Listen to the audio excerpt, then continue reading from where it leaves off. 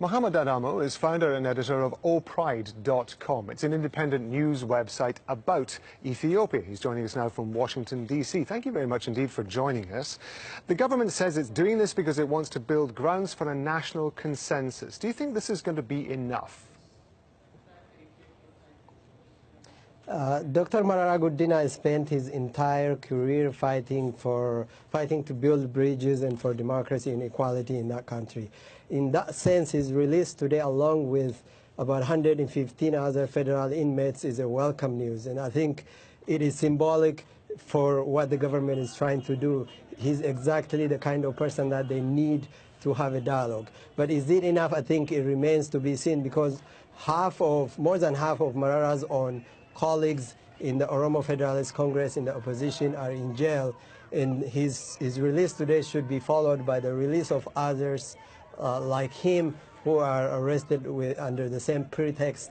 I think then and only then the government can begin to rebuild a consensus and trust in the process so that a true reconciliation can take effect. They were arrested, of course, because of the violence that broke out in 2015, and that resulted in significant injuries and some deaths. What do you think is going to be the reaction of the supporters of the people and the politicians who've been released today?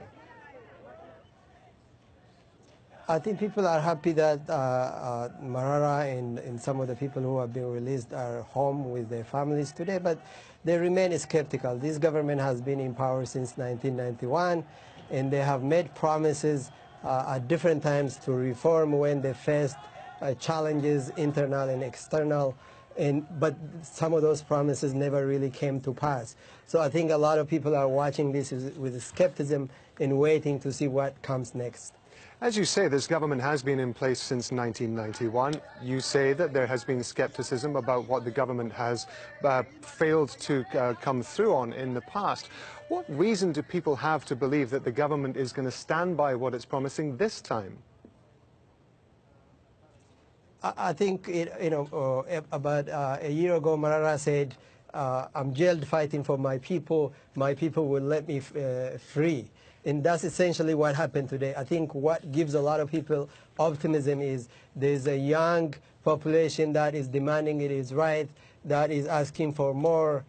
In Ethiopia faces a challenge where the protests are not going away, and it has pushed the ruling party to a corner where now there are divisions even within the governing coalition, where the Oromo members of the ruling Ethiopian People's Democratic Front are essentially embracing the protesters' demands and calling for reforms.